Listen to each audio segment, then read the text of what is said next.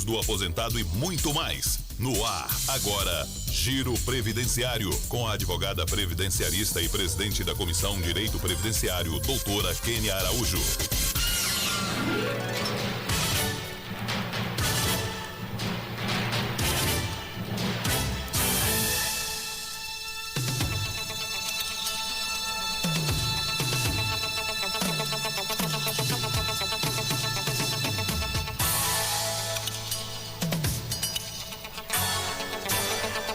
Muito bem, são 18 horas de 38 minutos. Eu ia falar 18, mas aí você soma mais 20, que aí dá 38. Muito bem, 18 horas e 38 minutos. Ó, doutora Kênia, a última participação dela do mês, a gente vai falar de tudo um pouco. Parafraseando o nome do programa, ela já está na linha comigo e já tem pergunta do ouvinte. O ouvinte pode participar no 3818 1798. Esse é o fixo e o nosso WhatsApp, 3818 1798. Salve ele aí, manda um oi, só pra gente ver se você salvou e você pegou direitinho, viu? 38 18 17 98. São 4 números: 38 18 17 98. Eu tenho aqui a participação do Jair. O Jair tá perguntando o seguinte: doutora, olá Matheus, boa noite doutora Kênia. Eu gostaria de saber de duas coisas. Há 1 ano e 3 meses tive um acidente no trabalho com um traumatismo craniano e paralisia facial. Consegui fazer perícia 1 ano depois e me encostou até junho. E no mês de fevereiro fiz outra perícia judicial, mas o juiz ainda não deu o resultado. E no sistema parece favorável à aposentadoria. Se caso me aposentar, qual seria o valor que eu tenho direito? Tenho 20 anos de carteira assinada, com 1,5 salário a 3 salários mensais. E quanto tempo o juiz leva para dar o resultado da perícia? Obrigado, é o Jair. Boa noite, doutora Kênia. Boa noite, Matheus. Boa noite a todos os ouvintes. Mais uma vez, um prazer estar aqui com vocês. Olha só, Jair, perguntas um pouco complexas. Não tenho como dar previsão para você do tempo de duração do processo judicial. Vai depender se é Justiça Federal, se é Justiça Estadual. Como ele relatou aqui ser acidente de trabalho, a competência da Justiça Estadual. Normalmente demora mais um pouco o trâmite na Justiça Estadual. O valor do benefício também não tenho como responder ao Jair sem fazer cálculo. O que dá para se dizer para ele é que 1 ano e 3 meses que ele teve o acidente, então nós já estávamos em vigência da reforma da Previdência. O cálculo que vai ser feito no benefício dele, ele vai pegar a nova sistemática de cálculo, né, 60% da média contributiva mais 2% a cada 12 meses. Porém, nesse caso, por ser decorrente de acidente de trabalho, ele vai receber, se for aposentadoria, né, 100% do valor encontrado. Não tenho muito como esclarecer para você a questão de valores, Jair, apenas se for possível fazer cálculo. Mas se você já está judicializado, imagino eu que você esteja assistido por um profissional da área. Que vai ser possível fazer o cálculo apresentando toda a documentação e extraindo as informações do INSS. Eu tenho mais participação, eu tô aqui com o Alvino. Alô, Alvino, tudo bem? Manda a sua mensagem via áudio ou texto, por favor, porque pelo telefone não dá para eu te atender, ou senão ligue no 3818 1798, tá bom? Combinado? Tá aqui a participação do Maurílio Lima. Boa noite, quem tá perguntando é o Maurílio dos Reis. Por favor, me responda. Meu cunhado faleceu dia 24 de fevereiro. Ele tinha uma namorada. Tinha por quê? Porque tinha terminado com ela 3 semanas antes de morrer. E ela não morou nem um dia com ele, só namorava. Agora entrou com o advogado querendo parte da herança. Ela tem direito ou não? A senhora saberia responder isso, doutora? Não, a área da senhora é mais previdencialista, né? Não, eu vou me reservar o direito de não responder, porque envolve questões cíveis. Eu não sei o tipo de relacionamento que eles tinham, né? Então vamos nos ater aí às perguntas previdenciárias mesmo. Combinado. Até só uma dica, aí no caso a dica nem seria para ele, né? Uhum. Mas a pensão por morte, ela não depende de reconhecimento de união estável na cível. Então, independentemente da sentença que venha na seara cível, vamos supor que essa pessoa entre com a ação para reconhecimento da união estável do casal, para discutir questões hereditárias, né, para discutir questões aí de partilha de bens, essa decisão, independente se for favorável a ela ou não, se ela tiver provas, ela pode discutir na área previdenciária o benefício de pensão por morte, na condição de companheira. E só aproveitando o assunto e dando a dica para o pessoal aí de reconhecimento de pensão por morte em caso de companheiro, ou seja, aquele que não tem o casamento formal. Eu tenho aqui a participação do ouvinte que pede para não revelar o nome. Fique à vontade, fique tranquilo. Quem quiser participar e que não quer que revele o nome, é só mandar. Não fala meu nome e aí fala a mensagem. Eu morei com uma pessoa 23 anos, não éramos casados. A pensão ficou para a filha, ela tem 18 anos. Quando ela completar 22, tem como passar para o meu nome? Olha só, a pensão, a fins previdenciários, ela cessa aos 21 anos. Se você conviveu com ele durante 23 anos, você tem direito, sim, à pensão. Deveria, inclusive, estar dividindo essa pensão com ela. Eu não sei em que data que foi o óbito, acho que ela não falou a data do óbito, não, né? Falou não, doutor. Se for posterior à reforma da Previdência, né, 13 de novembro de 2019, ela vai ser dividida entre as duas, e quando ela fizer a maioridade, a parte dela não reverte para o bolo, né? Ou seja, não volta para meeira, no caso aí a companheira. Se for anterior à reforma da Previdência, o óbito, com a cessação da cota-parte da filha maior, que vai completar 21 anos, aí volta, ela vai receber a pensão por morte na totalidade. Lembrando que ela conviveu aí por 23 anos, se não tem o casamento civil, ela tem que fazer prova da união estável. O INSS exige pelo menos 3 documentos para que se faça a prova dessa união estável. Nisso eu não sei se é a filha dela com ele, mas pode ser filho em comum, pode ser seguro de vida, pode ser conta corrente, pode ser declaração de dependência, quando a gente tem emprego formal de carteira assinada, tem aquele registro de empregado onde consta a pessoa como dependente, comprovante de mesmo endereço.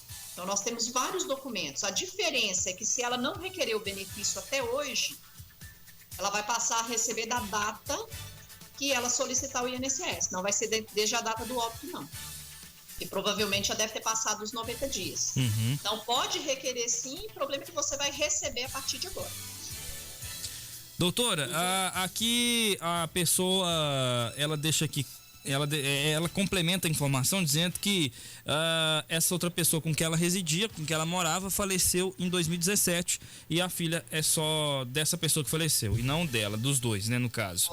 Ótimo. Então, o regramento vai na legislação anterior. Ela pode comprovar, sim, a união estável e requerer. Aí nós vamos entrar naquela discussão da idade, né? Dependendo da idade que ela tiver, se for acima de 45 anos hoje, né? Porque mudou, aí ela vai passar a ser vitalícia. Se for com idade menor, aí ela vai receber por um determinado número de meses, de anos, né? Dependendo da idade dela. Doutor, eu tenho aqui a participação da Ivair, ela pergunta o seguinte: Matheus, pergunta doutora, e eu tenho uma dúvida aqui, qual é a diferença de aposentadoria da pessoa com deficiência por idade e da aposentadoria da pessoa com deficiência por tempo de contribuição? Qual é a diferença? E uma ela vai aposentar por idade e outra por tempo de contribuição. Né? Porque o deficiente, ele também tem as mesmas formas de aposentadoria, tanto por idade quanto por tempo de contribuição. Deixa eu ver aqui que estava chegando mais perguntas, mais participação. Daqui a pouquinho, deixa eu ver. Essa aqui a gente até já falou, né? Um dia específico para ela, que foi a aposentadoria por idade rural, e agora a diferença entre aposentadoria por idade rural, aposentadoria por idade urbana, e na rural existe tempo de contribuição? Na rural, tempo de contribuição não. Na rural existe tempo de atividade. Ela tem que comprovar pelo menos 15 anos do efetivo exercício da atividade rural. Mulher 55 anos e homem 60 anos, para aposentar por idade. Agora, o trabalho rural, ele pode ser utilizado também para requerimento de aposentadorias urbanas, certo? Aí, se você for requerer para uma aposentadoria por tempo de contribuição, você pode utilizar o tempo rural até novembro de 91, sem precisar indenizar. E se for na aposentadoria híbrida, você pode usar o tempo rural a qualquer tempo, também sem indenizar. Aí o tempo rural utilizado na aposentadoria urbana, ele vai utilizar a idade do urbano. Se eu vou requerer uma aposentadoria híbrida para uma mulher, ela vai hoje 61 anos, porque a reforma da Previdência está aumentando a cada 6 meses, a cada ano 6 meses no tempo necessário, na idade necessária. Certo? Então, se eu vou juntar tempo rural na aposentadoria por idade urbana, para a mulher 61 anos e para o homem 65. E no tempo de contribuição, 30 anos para a mulher, 35 para o homem, podendo ser utilizado o tempo rural sem precisar indenizar, sem precisar pagar o INSS até novembro de 1991. Deixa eu ver se tem mais dúvidas chegando aqui. Vamos lá. A aposentadoria por tempo de contribuição do professor, como que funciona? A aposentadoria por tempo de contribuição do professor, ele tem 5, hoje com a reforma da Previdência, ele tem a redução de 5 pontos no tempo de contribuição e 5 anos na idade. Então, se é uma mulher e ela aposenta com 30 anos de contribuição, para o professor, 25 anos. Porém, até a reforma da Previdência, nós temos a incidência do fator previdenciário. Pós-reforma da Previdência, você tem que verificar em quais regras de transição vai enquadrar para ver se você diminui o fator previdenciário. Na regra de pedágio de 50%, sem levar em consideração a idade mínima, tem fator previdenciário. Na regra com idade mínima mais o pedágio de 100%, não tem o fator previdenciário. Então, para você fazer uma analogia da aposentadoria do professor com a aposentadoria normal, lembrar-se de reduzir 5 anos, tanto no tempo de contribuição quanto na idade. Vamos lá, a gente passando agora pelos auxílios, porque a gente já falou aqui da diferença da aposentadoria da pessoa com deficiência por idade e da pessoa com deficiência por tempo de contribuição. A gente já falou da diferença da idade para a idade rural para a idade urbana. Já falamos também se existe tempo de contribuição para a aposentadoria rural. Falamos da aposentadoria por tempo de contribuição do professor. E agora, a gente já falou inúmeras vezes a respeito desse assunto, doutora, mas recapitulando, a aposentadoria por tempo de contribuição e os segurados incluídos na regra de transição. Até que dia, até qual data, até que período os aposentados, os beneficiários do INSS são incluídos na regra de transição da reforma da Previdência? Mulher, 28 anos. Homem, 33 anos. Isso até 13 de novembro de 2019. Para você enquadrar nas regras de transição. Então, a mulher tem que contar com 28 anos e o homem com 33 anos na data da reforma. Para poder verificar qual regra de transição que ele vai enquadrar. A Isaura está aqui participando conosco. O Matheus pergunta à doutora se a pessoa que contribuiu a rural durante 20 anos e hoje ela não tem propriedade, ela aposenta quando fizer 60 anos? É, Isaura? Se for uma aposentadoria puramente rural, Isaura, não. Aí o aconselhamento é que você retorne para a atividade. Porque qual que é o requisito da aposentadoria por idade rural? É você estar na terra no momento imediatamente anterior ao requerimento administrativo. Você tem que estar na atividade rural e comprovar 15 anos imediatamente anterior. Se você não está mais na terra e você, por exemplo, já tiver a idade do urbano, você pode fazer uma contribuição e requerer o benefício de aposentadoria híbrida.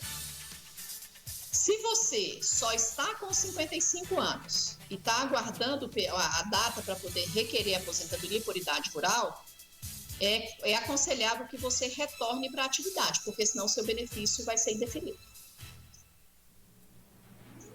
Vamos lá, porque eu tenho mais participação. Tá aqui chegando o Ronaldo. Oi, Matheus Alves, boa noite. Sou funcionário público e aposento por contribuição ou depois por idade. Acho que é mais ou menos essa pergunta aqui do Ronaldo. Se ele aposenta por contribuição ou por idade? O regime próprio, Matheus, ele é um pouco diferenciado do regime geral. Então, vai depender se ele está no estado ou se ele está no município. Mas a regra geral, ela está no artigo 40, salvo engano, da Constituição Federal, que ela vai trazer os requisitos, né? Então, para o servidor público, para ele se aposentar voluntariamente, ele tem que contar com 10 anos de efetivo exercício no cargo, de efetivo exercício no serviço público e 5 anos no cargo, em que se dará essa aposentadoria. E 60 anos de idade e 35 anos de contribuição se homem. E 55 anos de idade e 30 anos de contribuição se mulher. 65 anos de idade se homem e 60 anos de idade se mulher, com proventos proporcionais ao tempo de serviço. Então, o regime próprio, ele tem essas peculiaridades. Então, no geral, em linhas gerais, são esses dois requisitos, que você tem que cumprir. Ele está falando aqui que trabalha no município. No município. Então, o município ele segue a emenda constitucional, a emenda constitucional 53, salvo engano. Então, vai ser esses requisitos cumulativos aqui que eu falei. Doutora, tem mais assunto para a gente poder falar? Agora a gente fala sobre os auxílios pagos pelo INSS.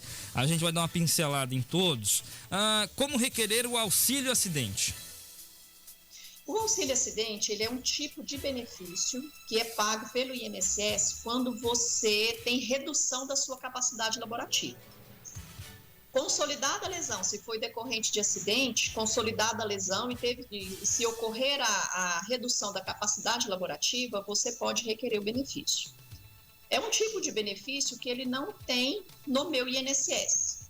Ele não está lá na forma como a Alice, pelo menos até recebeu. Eu não vi essa semana se teve alteração, mas ele não tinha sido incluído ainda. É um tipo de benefício que, para ser feito administrativamente, você tem que requerer no 135 e pedir que abra a tarefa para que você apresente a documentação. Ou ainda, você pode já requerer judicialmente o benefício, porque o artigo 86 da Lei 8.213, ela fala que o benefício de auxílio acidente, ele é devido a partir da cessação do auxílio-doença. Então, ele é imediatamente posterior. É um tipo de benefício que o INSS já sabe desde quando ele é devido. Então, se houve consolidação da lesão com redução da capacidade laborativa, o benefício é devido. Com base nesse entendimento, tem-se entendido no judiciário que não há necessidade do requerimento administrativo. São as duas formas que você tem, ou pelo 135, ou então já acionando direto o judiciário. Eu sou Vanderlei, já sou aposentado há 14 anos, eu vou fazer 48 anos. Peraí, vamos ver se eu entendi aqui mais ou menos. Eu sou Vanderlei, já sou aposentado há 14 anos. Tenho 48 anos, vou fazer mais perícia. Eu acho que nesse sentido que ele está perguntando, já tem um tempo que ele é aposentado, e se mesmo assim ele tem que fazer perícia? Tem que fazer perícia, Vanderlei. O INSS, ele tem por obrigação revisar esses benefícios de tempos em tempos. Se eu não estiver enganada, com a reforma agora esse tempo passou para 6 meses, a cada 6 meses, mas a gente sabe que isso é humanamente impossível. Antes da reforma, o INSS já tinha a obrigação de revisar a cada 2 anos e não fazia. Por isso que veio a Operação Pente Fino, que foi aquela convocação dos segurados para que fossem feitas as perícias. Só não vai ser chamado para a perícia quem tiver 55 anos de idade e mais de 15 anos em gozo de benefício, ou acima de 60 anos. Todos os demais que forem convocados têm que comparecer sob pena de cessação do benefício. Deixa eu ver se tem mais participação chegando aqui. Vamos lá.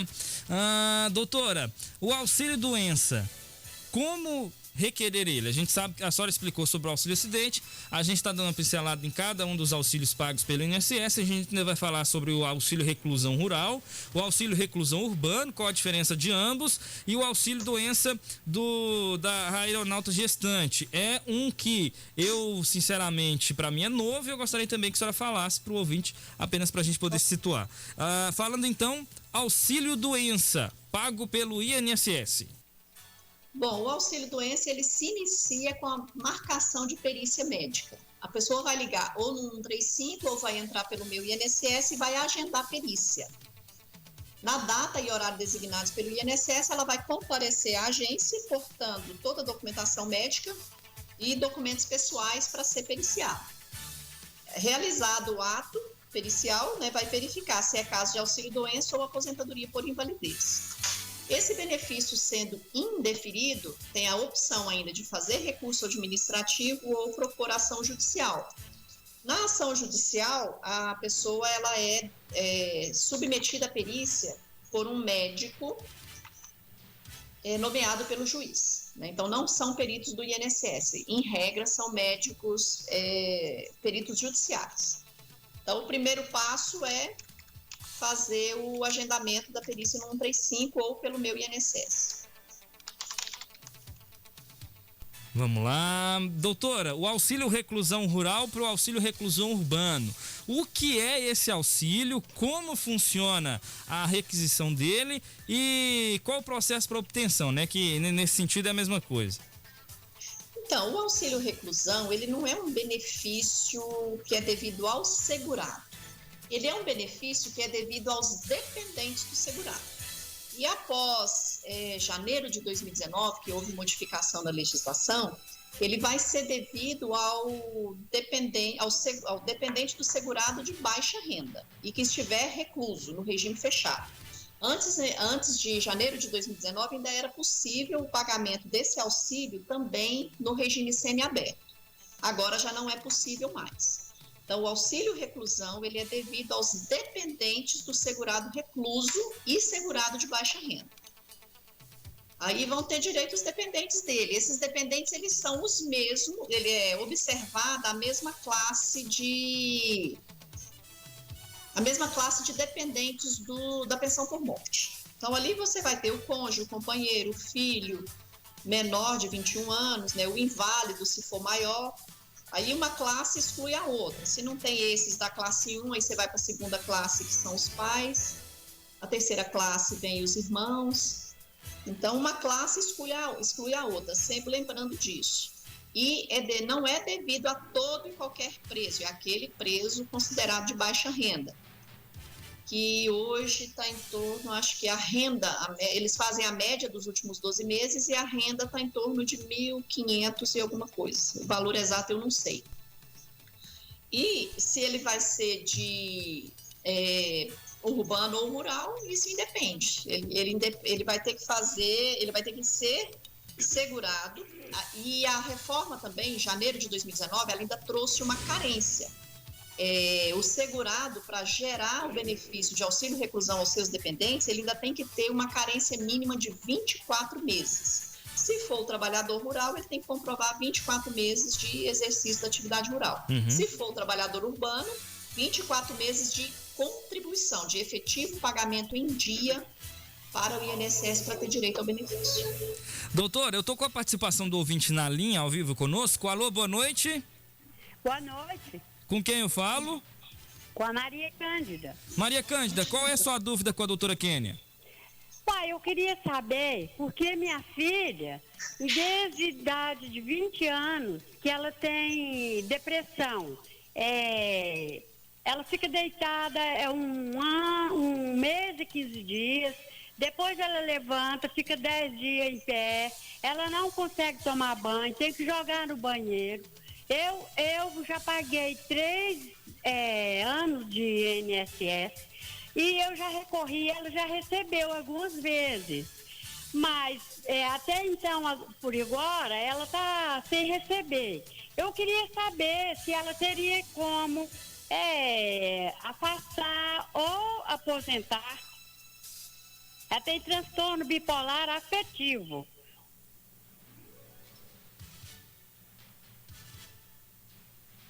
Maria Cândida, ela tem transtorno bipolar. Você falou que pagou durante 3 anos. Então, nós precisamos verificar se ela... Qual foi a última vez que você pagou o INSS? Porque ela tem que ter a qualidade de segurado. O que isso significa? Ela tem que estar vinculada ao sistema e cumprir a carência do benefício, que é de 12 meses. Pois é, não, a última vez que ela recebeu foi em fevereiro, que veio um auxílio para ela. Ela recebeu só um mês. Fevereiro desse ano? É. Então, ela tem qualidade de segurado, aí você tem ou que fazer uma ação judicial ou requerer um novo benefício, porque depois de 30 dias da cessação do benefício, você pode marcar outra perícia. Ou ainda fazer um recurso administrativo. Só que o recurso administrativo dos benefícios por incapacidade, ele demora muito. Sim. Então, ou você faz um outro requerimento administrativo para ela passar novamente pela perícia, ou você faz ação judicial. Porque a depressão, ela é um tipo de doença que ela não é de fácil diagnóstico, né? E ela tem oscilações durante a vida da pessoa. Ela tem então, às vezes, no dia do ato pericial, ela estava bem, mas no dia seguinte ela não estava. Então, depende muito. Essas doenças psiquiátricas, elas são de difícil diagnóstico mesmo. Pois é, eu tenho que levar café na cama, almoço, café à tarde, a janta. Se não jogar no banheiro, não toma banho. Com a idade de 20 anos, Maria Cândida, é muito difícil uma aposentadoria, sabe? A não ser que seja assim, aquele estado extremo mesmo. A gente fala que é difícil, isso falando em relação à idade. Longe de mim estar aqui falando questão médica, né? Porque isso é dado técnico e nós, como advogados, né, como operadores do direito previdenciário, o que nós fazemos é simplesmente colocar no papel e enviar para o juiz aquilo que o médico coloca. Ou para o INSS é o agendamento aí de perícia. Pois é, porque o médico falou, às vezes eu arrumo até serviço para ela. Aí as pessoas me chama e fala, infelizmente não tem como trabalhar. Porque quando ela levanta os 10 dias, ela conversa demais, demasiadamente, tá? E aí ninguém aguenta. Fica nervosa, levanta de noite, sai correndo. Agora ela está com 45 anos. Ela está com 45 anos? Eu entendi que ela tinha 20 anos. Desde a idade dos 20 anos que ela tem esse problema. Entendi. Então, faz isso, ou você tem a opção de fazer o processo judicial, ou então fazer outro requerimento administrativo. Porque se ela recebeu o benefício em fevereiro desse ano, ela ainda tem qualidade de segurado. Tá bom. Muito obrigada, doutora. Viu? Nada. Tudo de bom para vocês aí. Obrigada, para vocês também. Tchau, obrigado, dona Maria Cândida, participando conosco aqui na Rádio Clube 98. Doutora, auxílio doença da aeronauta gestante. É até na nossa região que não é tão comum, mas em cidade grande, regiões metropolitanas. Mas o que é esse auxílio doença da aeronauta gestante? Para mim é o mesmo auxílio doença. Se ela tá doente, eu vou até consultar aqui, porque esse da aeronauta aqui na nossa região, eu confesso, hoje, especificamente, eu estava estudando sobre o aeronauta, mas para aposentadoria especial. Tranquilo. Eu não vi que tem auxílio doença diferenciado, não. Eu creio que é o mesmo benefício por incapacidade. Eu tenho aqui na linha conosco um ouvinte. Alô, boa noite. Boa noite. Com quem eu falo? É Patrícia. Patrícia, você quer fazer uma pergunta para a doutora Kênia? Quero sim, é só uma dúvida. Fica à vontade. O meu marido trabalha numa empresa, mas eu nem vou citar o nome da empresa, não. Às vezes eu verifico que eles não pagam o FGTS. E parece que algumas parcelas do INSS que eles retornam também não está sendo paga, que eu sei que é uma guia. O que acontece se ele precisar do benefício se a empresa não estiver pagando esses dias? Repete para mim, falhou. É o FGTS que a empresa não recolheu. Às vezes paga, às vezes não paga. Tem meses que eles pagam, tem meses que não paga. Tá falhando o pagamento. Caso eles estejam falhando o INSS, caso ele precise do afastamento, alguma coisa com o INSS, prejudica ele em alguma coisa? Olha só, o INSS não é preocupação do empregado que trabalha de carteira assinada. Ele pode estar prestando serviço, trabalhando de carteira assinada, vamos supor que a empresa não fez o recolhimento da contribuição previdenciária. O INSS não pode negar o benefício alegando falta de recolhimento, porque a obrigação tributária não é do segurado, do empregado, certo? Então, se a falta for de INSS, não precisa preocupar. Agora, se é falta de FGTS, aí é uma ação de cunho trabalhista. Tem que ser discutido na Justiça do Trabalho. Sim, eu fiquei mais preocupada em relação ao INSS. Não. Se ele trabalha de carteira assinada, não tem esse problema, né? Não precisa se preocupar. Se o INSS negar, isso é tranquilo de resolver. Sim, né? Aí eu sempre fiquei preocupada de, às vezes, o pessoal não estiver pagando, apesar que vem lá no lerite o INSS recolhido. Aí a minha preocupação é se não estiver pagando, então não interfere em nada. É isso, então, obrigado por sua participação. Mais alguma dúvida? Não, só isso mesmo, obrigada. Ah, que ótimo, então. Doutora, a senhora estava até começando a explanar a respeito. A gente tem mais uma participação na linha. Vamos ouvir. Alô, boa noite. Boa noite, Matheus. Tudo bem? Tudo. Quem está falando? Quer falar o nome? Não quiser, pode ficar tranquilo. É o Juscelino, pode falar. Ô, Juscelino, qual é a sua dúvida com a doutora? Matheus, eu gostaria de fazer uma pergunta para a doutora. É o seguinte, eu tenho uma doença, epilepsia. E há mais ou menos uns 30 anos eu tenho essa doença e faço tratamento com o doutor Eutônio. Sei.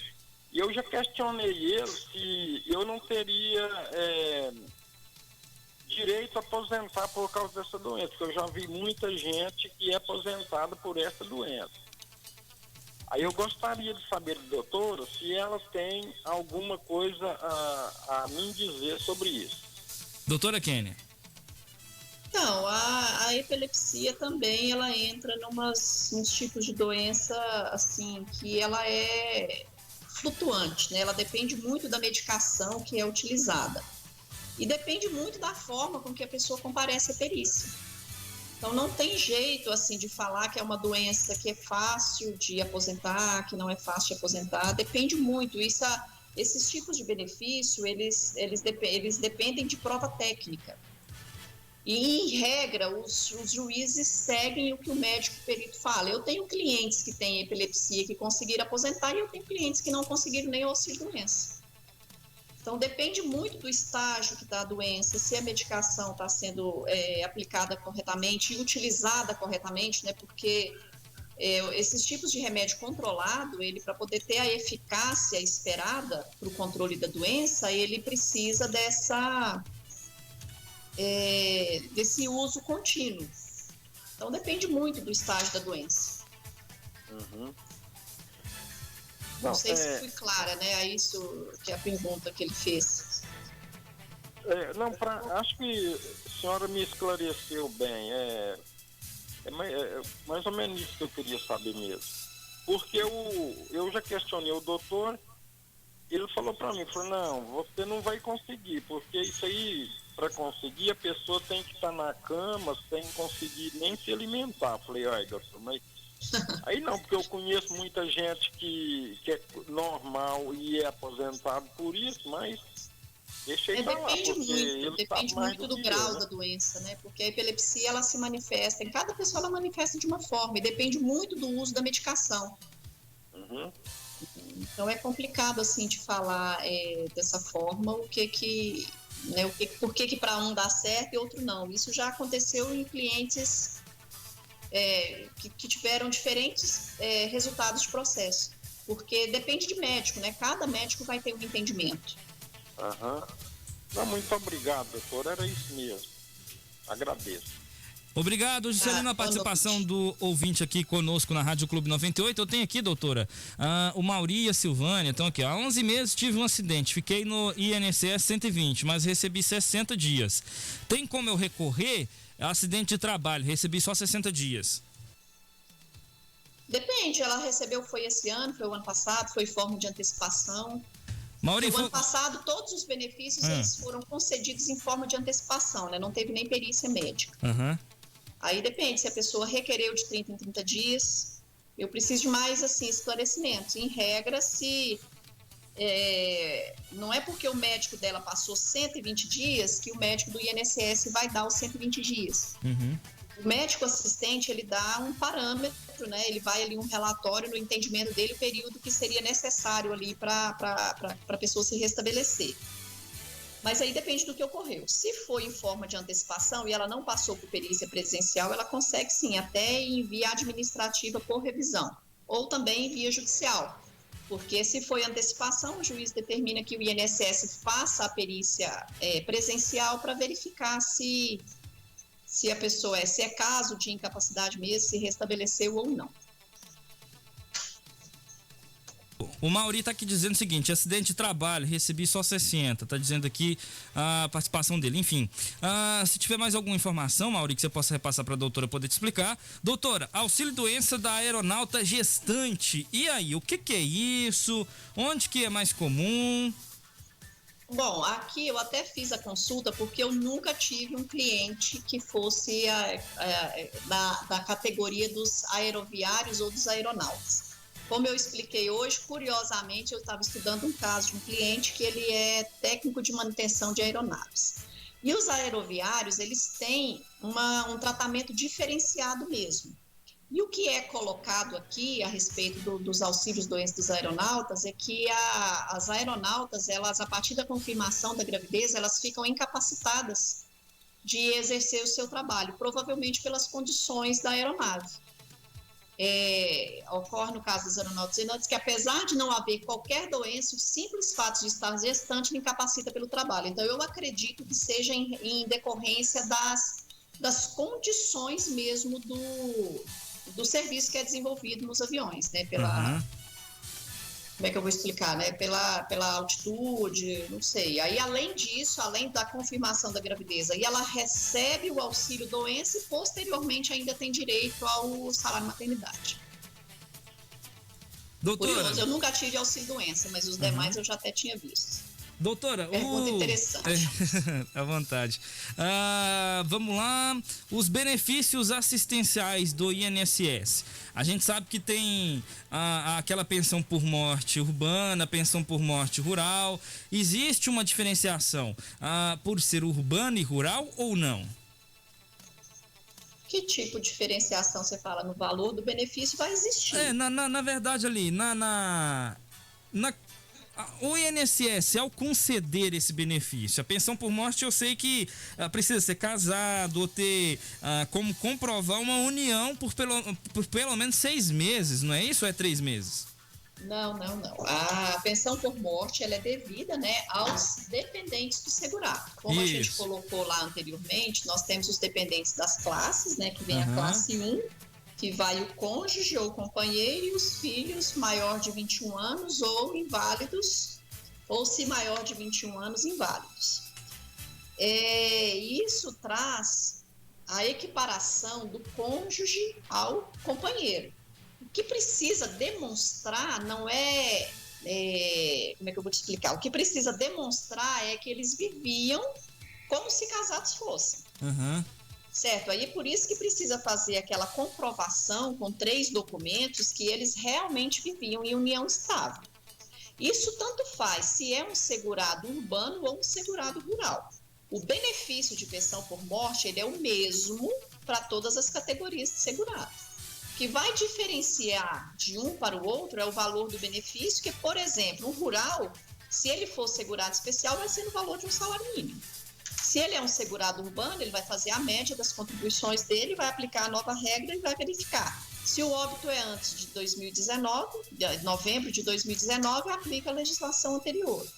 Se é posterior a 2019, aplica a legislação nova, que vem toda essa confusão aí que faz a média, né, que faz o cálculo lá, que você tem 50% daquele valor encontrado, que já é a alíquota base, né, e você aumenta 10% por cada dependente. Já no anterior à reforma, não era assim que funcionava. Você tinha ali 100% daquele valor do benefício encontrado. E você dividia aquilo ali em cotas iguais entre todos os dependentes. E à medida que ia saindo um dependente, aquele valor que ele recebia revertia para os demais. Hoje isso não ocorre mais. Então, em regra, a pensão por morte ela é uma só para todos os tipos segurados, diferenciando apenas em questão de valores de benefício. Deixa eu ver aqui se eu tenho mais pergunta no WhatsApp. É isso, doutora.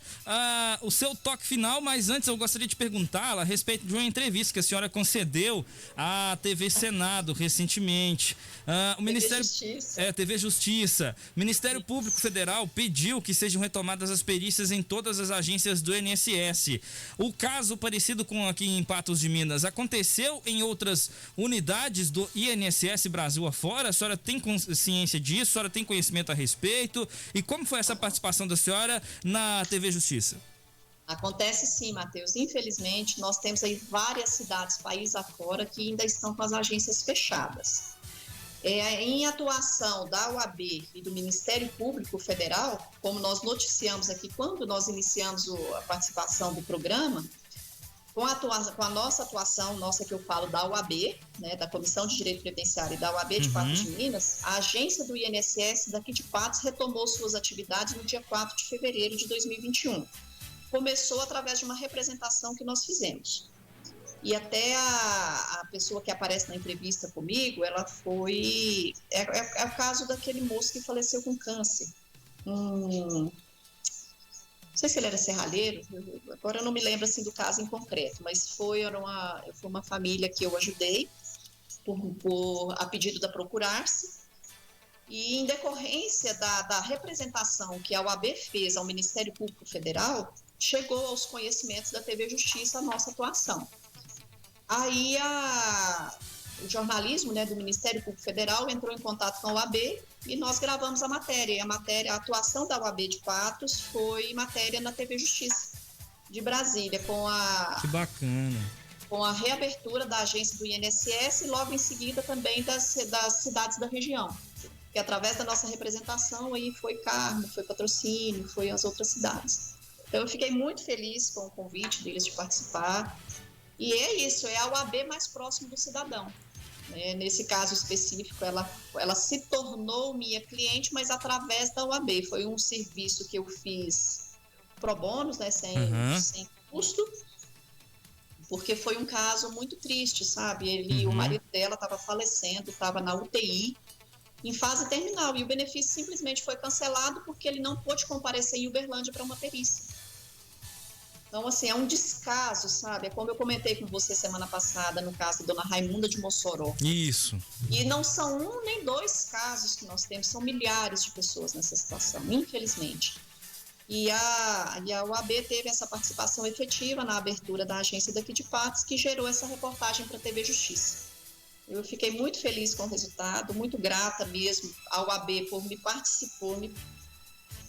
permitir, né, que eu participe de situações como essa, sabe? Porque você resgatar a dignidade de uma pessoa, isso não tem preço. No caso, essa família, a esposa perdeu o companheiro, mas através da atuação da OAB, ela conseguiu receber o benefício de pensão por morte, né?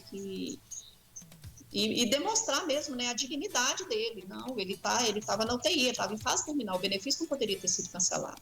E graças à bondade dela em nos permitir em participar conosco aí dessa representação, porque a gente faz esse tipo de coisa, esse tipo de pedido para levar ao conhecimento dos órgãos responsáveis os abusos que ocorrem. E o Ministério Público Federal, através aí da doutora Poliana, teve uma efetiva participação conosco aqui na OAB e um trabalho brilhante. E a gente, em conjunto, a OAB e os outros órgãos, a gente vem trabalhando em parceria. Até com o próprio INSS também, porque a gente sabe as limitações. Às vezes o serviço não ocorre, não é porque o servidor não quer. O que será que está acontecendo do lado de lá? Por isso é que a gente tem que trabalhar, as entidades, elas têm que trabalhar em parceria, em prol de um bem maior do cidadão, que realmente é o que paga os nossos salários, né? Porque são nossas contribuições que paga todo funcionário público. Então, assim, foi uma participação excelente. Eu fiquei muito satisfeita com o convite, com a repercussão que teve de ter conseguido ajudar a segurada que fez a representação.